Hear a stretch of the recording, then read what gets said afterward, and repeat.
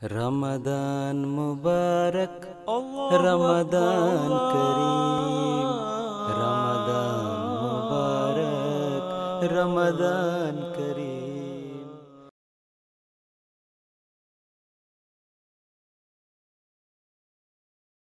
Assalamualaikum warahmatullahi wabarakatuh kepada tuan-tuan dan puan-puan yang setia menonton MTA. Semoga tuan-tuan dan puan-puan berada dalam keadaan sihat walafiat. Semoga tuan-tuan dapat menjalani ibadah puasa ini dengan penuh keimanan, penuh penghayatan supaya kita dapat keredaan daripada Allah Subhanahu Wa Taala, insya-Allah. Jadi bersama saya Salman Ahmad dalam program Taklim Tarbiyat Online, dan pada hari ini kami masih lagi membincangkan tentang ibadah puasa.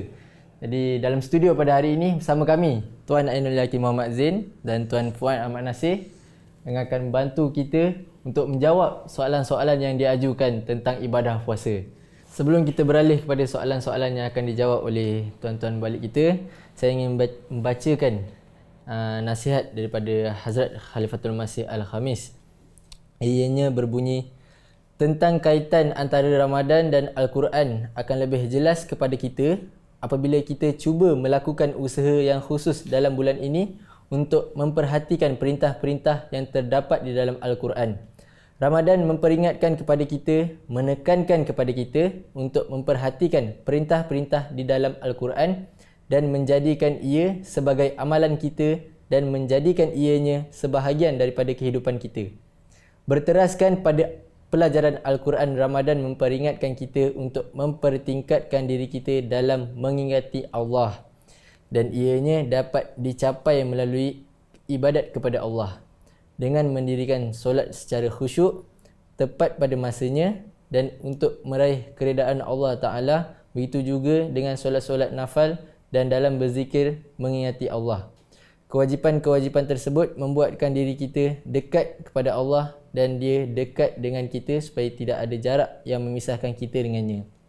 Jadi berdasarkan nasihat ini, marilah kita sama-sama usaha untuk menjalani ibadah puasa kita. Bukan sahaja menahan lapar dan dahaga, tapi kita juga perlulah memperbanyakkan melawatkan ayat-ayat suci Al-Quran, dan kita berusaha untuk memahaminya dan mengamalkannya dalam kehidupan seharian kita, insya-Allah. Amin, amin ya rabbal alamin. Jadi kita terus ke ahli panel kita. Jadi tuan, sebelum kita memasuki tentang isu Ramadan, saya suka untuk menanyakan tentang isu semasa. Jadi dalam keadaan sekarang, kita dalam musim-musim penyakit, kita perlu menjarakkan antara satu sama lain. Jadi tentang solat tuan, apa hukumnya kita menjarakkan saf dalam solat? Boleh tuan terangkan? Silakan tuan. Jazakumullah hasan jaza atas soalannya, dan Assalamualaikum warahmatullahi wabarakatuh kepada semua penonton-penonton program ini, program Taklim Tarbiyat Online ini. Sebelum saya menjawab langsung ke soalan yang diajukan, ingin saya kongsi sedikit supaya dia lebih jelas lagi kepada kita bahawa solat itu merupakan satu perkara yang wajib untuk setiap orang Islam untuk melaksanakannya. Dan di dalam hadis Rasulullah SAW pun bersabda bahawa amalan yang pertama yang akan dihisap oleh Allah Subhanahu Wa Taala adalah tentang solat seseorang itu. Kalau solat seseorang itu baik, maka baiklah segala amalannya. Kalau solatnya tak elok, maka tak eloklah amalan-amalannya yang lain. Jadi solat ini memang satu perkara yang sangat wajib untuk kita laksanakan. Namun begitu, dalam keadaan-keadaan tertentu pun kita diperbolehkan untuk bukan mempermudahkan solat itu, tetapi solat itu kita tidak boleh tinggalkan. Dalam keadaan-keadaan tertentu, kita diperbolehkan untuk melaksanakannya dengan mengikut kesesuaian kita. Kalau seseorang itu tidak boleh berdiri dalam mengerjakan solat, dia boleh duduk. Kalau dia tak boleh duduk, dia boleh baring. Kalau baring pun dia susah untuk menggerakkan anggota badannya, dia boleh menggunakan isyarah mata ini saja. Tetapi solat kita jangan tinggalkan.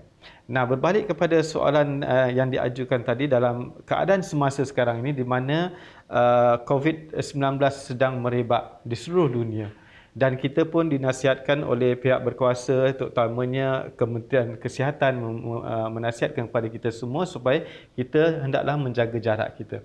Dalam keadaan seperti ini, kita pun diperbolehkan, seperti mana dalam Quran pun diterangkan bagaimana kita mengerjakan solat kita ketika dalam darurat, ketika peperangan. Itu pun ada cara-caranya. Dan begitu juga dalam keadaan sekarang ini di mana untuk mengelakkan wabak itu terus merebak, kerajaan telah membuat satu peraturan, WHO pun dah membuat satu peraturan supaya kita menjaga jarak antara satu dengan yang lain. Nah, dalam keadaan ini, bagaimana sepatutnya kita melaksanakan ibadat solat kita? Soalan tadi, apakah hukumnya kita melaksanakan solat dengan saf yang berjarak-jarak ataupun satu dengan lain tu jaraknya agak sedikit jauh seperti mana yang ditetapkan 1 meter. Jadi di sini melihat keadaan semasa itu diperbolehkan dan harus kita melakukan seperti itu untuk mengelakkan jangkitan itu terus merebak. Jadi dalam keadaan ini diperbolehkan untuk kita melaksanakan atau mengerjakan solat berjemaah.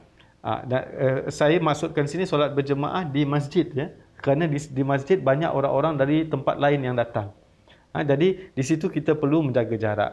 Kita boleh jarakkan saf kita. Tetapi kalau kita berjemaah dalam satu rumah yang sama, dia memang tidak ada kes di dalam rumah kita, itu tidak ada masalah untuk kita merapatkan saf kita. Ini saya bercakap berkenaan dengan solat berjemaah di masjid di mana ada orang-orang dari luar kawasan itu datang dan kita tidak tahu dengan siapa dia berjumpa. Untuk solat seperti itulah kita menjaga jarak dan kita jarakkan saf antara satu dengan yang lain. Itu diperbolehkan, insya-Allah. Jazakumullah tuan. Jadi saya terus ke soalan yang seterusnya. Jadi ini berkaitan dengan Ramadan tuan. Adakah malam Lailatul Qadar boleh datang lebih dari 1 hari? Silakan tuan. Tuan.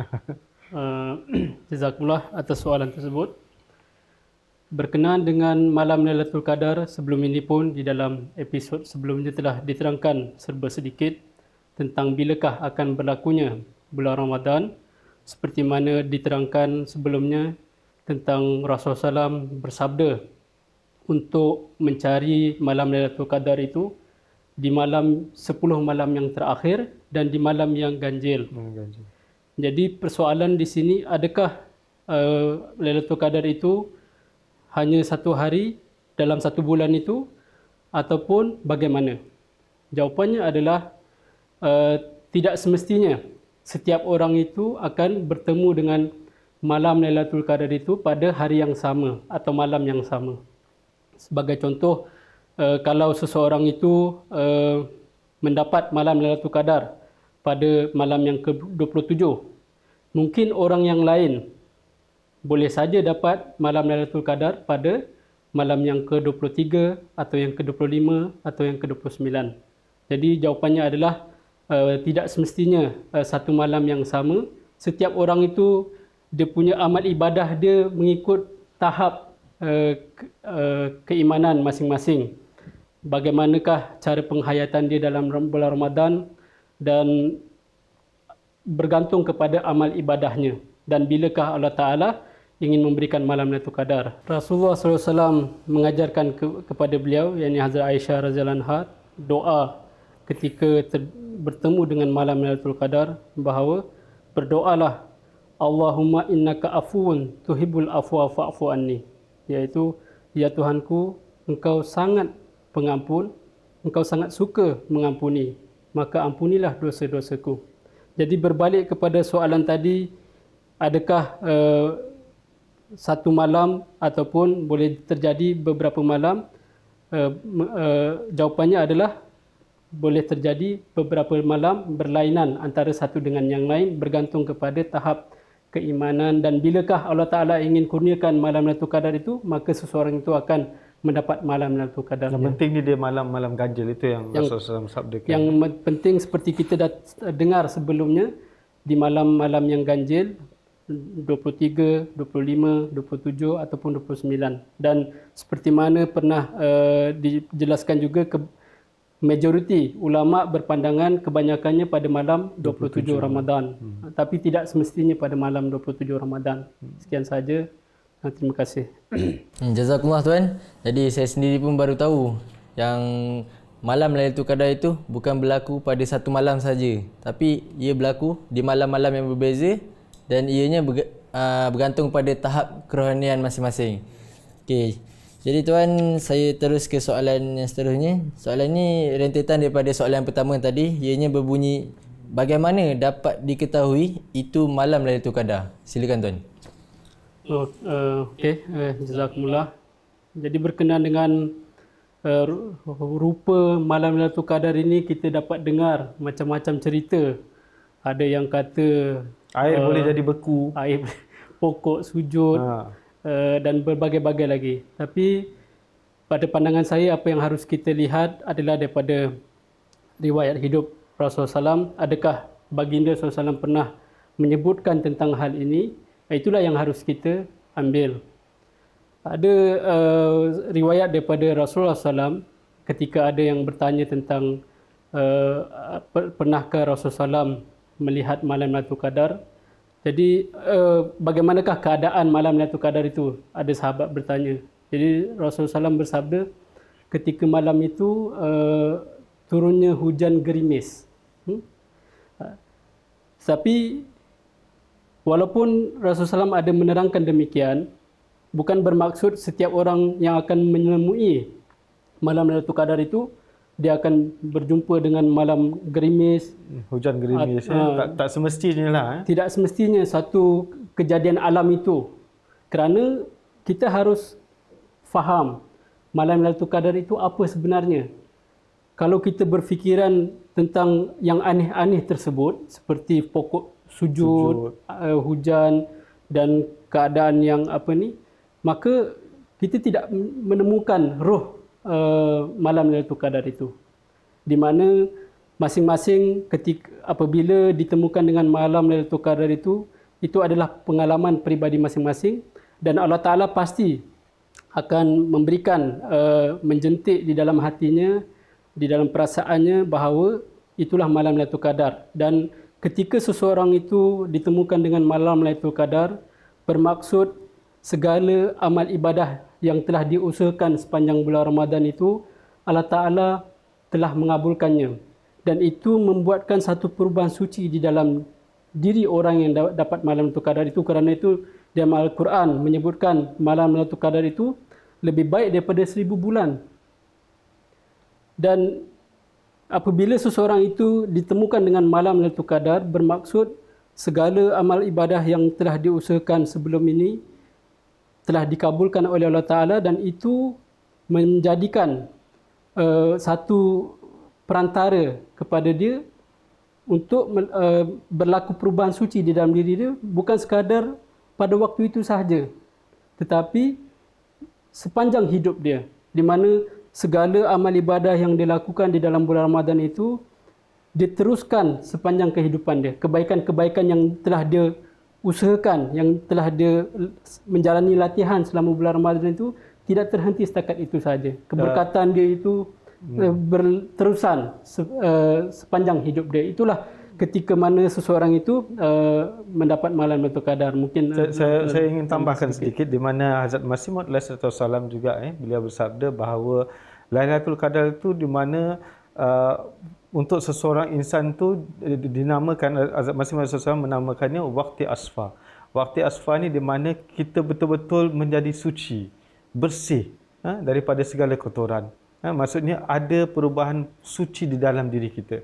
Apabila itu dapat kita rasakan, itulah sebenarnya kita dah mendapat Lailatul Qadar. Dan apabila ini kita perolehi, perubahan suci yang dah kita perolehi, di mana ia ini dibantu dengan Ruhul Kudus, kerana dalam ayat itu, dalam ayat Al-Qadar itu diterangkan juga bahawa turunnya Ruhul Kudus. Jadi Ruhul Kudus itu akan dengan perantaran Ruhul Kudus itu kita dapat membersihkan diri kita. Maksudnya kita lahir seperti bayi kembali, bersih, suci, dan betul-betul dalam diri kita tercipta ke perubahan suci. Itulah sebenarnya Lailatul Qadar, dan ini hanya orang itu yang dapat merasakannya. Tadi soalan tadi apa tadi? Macam mana bentuk Lailatul Qadar itu kan? Di sini saya dapat katakan bahawa Lailatul Qadar itu adalah apabila seseorang itu dapat merasakan di dalam dirinya wujud perubahan suci, Itulah sebenarnya Lailatul Qadar yang dah diperolehi. Seperti mana Hazrat Masih Maud SAW bersabda, saya ulang lagi, bahawa Lailatul Qadar itu adalah bagi seseorang insan itu merupakan waktu asfa. Waktu asfa ini di mana waktu dia menjadi suci kembali. Itu sedikit tambahan kepada bagaimana bentuk Lailatul Qadar itu sebenarnya. Jadi tentang yang kejadian alam itu, memang malam Lailatul Qadar itu akan terasa lain seperti daripada malam lain, tapi itu bukanlah tujuan utama malam Lailatul Qadar itu. Kalau ada, itu boleh kita katakan satu bonus di mana kita dapat merasakan ketenangan yang sangat pada malam Lailatul Qadar itu, seperti suasana yang sangat aman. Tapi itu bukan satu kemestian berlakunya gerimis ataupun perkara yang aneh yang seperti digembar-gemburkan oleh penceramah-penceramah di luar sana. Jadi mudah-mudahan penjelasan yang seberingkas ini dapat memberikan kefahaman dan kita sama-sama dapat mencari malam Lailatul Qadar itu dengan ruh yang sebenar. Bukannya semata-mata mencari malam yang aneh yang tidak ada memberikan faedah kepada kita kalau kita sekadar menumpukan pada hal-hal tersebut. Tetapi sebaliknya saya rasa tumpukan kepada penyucian diri kita, pembersihan diri kita. Apabila itu dah berlaku, itulah merupakan Lailatul Qadar bagi kita. InsyaAllah. InsyaAllah. Jazakallah tuan. Jadi cukup jelas penerangan tuan-tuan tadi. Jadi kita tahu bahawa malam Lailatul Qadar ni banyak keistimewaan-keistimewaannya dan ramai yang berusaha untuk mengalami malam Lailatul Qadar untuk mendapatkan malam Lailatul Qadar. Jadi termasuklah orang-orang yang mereka yang tidak dapat berpuasa atas sebab-sebab tertentu. Jadi mereka yang tidak berpuasa atas sebab-sebab tertentu ni, tapi mereka mengerjakan tahajud setiap hari, adakah mungkin mereka dapat menerima malam Lailatul Qadar? Boleh tuan terangkan? Ya, bagus soalan tu, kerana mungkin orang beranggapan bahawa malam Lailatul Qadar tu bagi orang yang berpuasa saja. Sebenarnya tidak. Orang yang tidak berpuasa pun disebabkan alasan-alasan syar'i, dia sakit, yang tidak membolehkan dia berpuasa. Tetapi dia ada niat untuk berpuasa, tapi disebabkan sakit dia tidak boleh berpuasa. Jadi kerana hubungan Allah Ta'ala dengan hamba-Nya itu hanya Allah Ta'ala yang mengetahui. Dan Allah Ta'ala melihat hati seseorang itu, niat seseorang itu. Nah, berbalik kepada soalan tadi, apakah orang yang tidak berpuasa, apakah dia boleh mendapatkan atau meraih Lailatul Qadar? Jawapannya ya, dia boleh. Kerana dengan alasan tadi, dia bukan sengaja meninggalkan puasa, tetapi disebabkan dia sakit, dia tidak mampu untuk berpuasa, tetapi dia tetap berzikir, mengerjakan solat 5 waktunya, tetap mengerjakan solat tahajudnya, kemudian banyak melawat ayat suci Al-Quran, dan dia juga mendambakan mendapatkan malam Lailatul Qadar. Maka Allah Ta'ala tu melihat di dalam hatinya, dalam niatnya. Dan dia mempunyai, orang seperti itu mempunyai hubungan yang khusus dengan Allah Ta'ala. Dan Allah Ta'ala melihat hubungan itu. Dan Allah Ta'ala dengan niat yang ikhlas dari hamba-Nya itu, dengan amalan-amalan lain yang dilakukan, yang memang tak memungkinkan dilakukan untuk dia berpuasa, tapi amalan lain dia tidak pernah tinggalkan, dia tetap solat 5 waktu, mengerjakan tahajud, tilawat ayat suci Al-Quran, banyak berzikir, maka orang seperti itu boleh saja mendapatkan Lailatul Qadar. Kerana kemudian Lailatul Qadar ini merupakan malam di mana ianya merupakan masa pengabulan doa. Jadi orang itu banyak berdoa kepada Allah Ta'ala, maka Allah Ta'ala tidak akan mensia-siakan doa seperti orang-orang seperti itu yang begitu penuh keikhlasan berdoa kepada Allah Ta'ala. Tapi disebabkan dia sakit tadi, seperti mana tadi pun dah dikatakan, dia tidak dapat berpuasa. Tapi amalan lain dia tetap laksanakan, maka kita berbalik kepada ayat Al-Quran, Allah Ta'ala berfirman, Zalikal fadlullahi yu'tihi man yasha'. Mendapat malam Lailatul Qadar itu merupakan satu kurnia daripada Allah Ta'ala. Dan Allah Ta'ala memberikan kurnia ini kepada siapa yang dia kehendaki. Baik orang itu berpuasa ataupun tidak berpuasa, tetapi kerana dia tidak berpuasa kerana alasan-alasan syar'i, maka dengan amalan-amalan lainnya, solatnya, tahajudnya, zikirnya, itu juga memungkinkan orang itu mendapat dan meraih Lailatul Qadar, insya-Allah. Jazakumullah tuan. Jadi ini soalan seterusnya berkaitan dengan kafarah puasa selama 60 hari. Jadi bagaimana bagi mereka yang tidak mampu untuk melakukan ini? Boleh tuan terangkan, silakan tuan. Berkenaan dengan soalan ini adalah berkaitan dengan episod sebelumnya yang saya terangkan tentang orang yang sengaja meninggalkan dosa haruslah menggantikan puasa selama 60 hari berturut-turut ataupun memberi makan kepada orang miskin sebanyak 60 orang miskin. Jadi soalannya, kalau tidak mampu laksanakannya bagaimana? Jadi di dalam riwayat Rasulullah SAW juga, kehidupan Rasulullah SAW juga ada sahabat yang datang berjumpa memberitahukan dia telah melakukan satu perbuatan yang terlarang ketika berpuasa. Jadi Rasulullah SAW seperti mana dalam hadis itu menjelaskan tentang kafarah itu, dan sahabat itu berkatakan, ya Rasulullah, aku tak mampu Untuk puasa 60 hari. untuk puasa 60 hari ataupun memberi makan 60 orang itu. Jadi Rasulullah SAW kata, kebetulan waktu itu ada sahabat datang bawa kurma untuk diberikan kepada Rasulullah SAW. Rasulullah SAW suruh ambil kurma itu, pergi bagi makan kepada orang miskin. Sebagai kafarah lah. Sebagai kafarah, kerana dia tak mampu bagi makan 60 orang miskin, jadi sebagai ganti itu Rasulullah kata ambillah kurma itu bagi makan kepada orang miskin. Jadi dia kata, sahabat itu tadi katakan, ya Rasulullah, di kawasan ini tidak ada yang lebih memerlukan selain daripada aku. Jadi Rasulullah mengatakan, kamu ambillah kurma ini, kamu makanlah dengan ahli keluarga kamu, dan itu sudah mencukupi. Jadi di sini menandakan bahawa itu bukanlah satu yang perlu dipaksakan untuk melakukan. Kalau kita mampu, maka kita laksanakan, dan Islam, syariat telah memberikan kelonggaran seperti membayar fidyah, dan kafarah ini juga adalah salah satu yang bersangkutan dengan kemampuan kita. Kalau kita mampu, kita laksanakan. Allah Ta'ala lebih mengetahui. Kalau kita tak mampu, maka cukuplah sekadar di dalam niat ataupun sekadar apa yang kita ada. Contohnya bagi makan 60 orang miskin, apa yang kita ada bagi makan. Kalau tak dapat 60, Allah Ta'ala lebih tahu berapa orang miskin yang kita boleh bagi makan. Mudah-mudahan dengan niat kita yang sebenar, bertaubat kepada Allah Ta'ala, menjalankan kafarah ini kerana perintah daripada Allah Ta'ala juga, maka Allah Ta'ala lebih mengetahui. Jadi soal mampu atau tidak mampu itu ada kelonggaran di situ. Sama ada kalau kita mampu laksanakan, tidak mampu kita boleh laksanakan. Tak perlu laksanakan. Sikit saya ingin tambah, seperti mana tadi pun berkenaan dengan Lailatul Qadar itu, Allah Ta'ala melihat niat seseorang itu. Walaupun dia tidak berpuasa disebabkan sebab tertentu, tetapi dia tetap mengerjakan solat dan zikir, tahajud dan sebagainya, Allah Ta'ala melihat niatnya, hatinya. Jadi seperti mana yang tadi juga, memang dia dah buat salah. Orang dah buat salah, dia meninggalkan puasa dan dia harus wajib melaksanakan kafarah. Tetapi dia tidak mampu untuk melaksanakannya. Tapi Allah Ta'ala tahu, dia tu memang ikhlas untuk bertobat kepada Allah Ta'ala. Dia menyedari kesalahannya. Jadi sebab itulah Rasulullah SAW memberikan kelonggaran kepada orang itu. Dia sendiri datang mengadu kepada Rasulullah SAW, ya Rasulullah, berikan hukuman kepada aku kerana aku dah buat silap. Aku dah buat salah. Jadi dia mengakui kesalahan dia.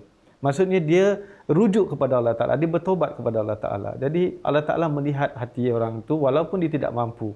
Memang peraturan kafarah itu ada, hukuman untuk kafarah itu ada. Peraturan-peraturan itu ada. Tetapi bagi orang yang tidak mampu untuk melaksanakannya, Allah Ta'ala lebih mengetahui hati orang itu. Dia memang ikhlas datang kepada Rasulullah SAW mengadu kesalahan dia dan dia minta dihukum, maka disebabkan ketidakmampuan dia, memang dia itu seorang sahabat yang miskin, dia tidak mampu untuk memberikan makanan kepada orang-orang miskin lainnya. Jadi Rasulullah SAW mengatakan, ambillah ini.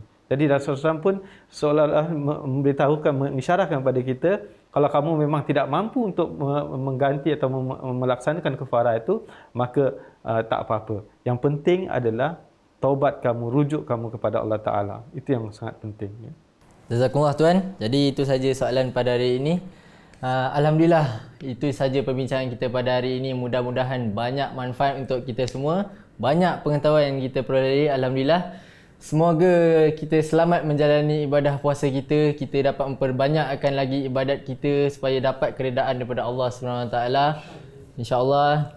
Jadi tidak lupa juga dalam video yang akan datang kita akan membuat satu tutorial video tentang cara-cara melaksanakan solat Id.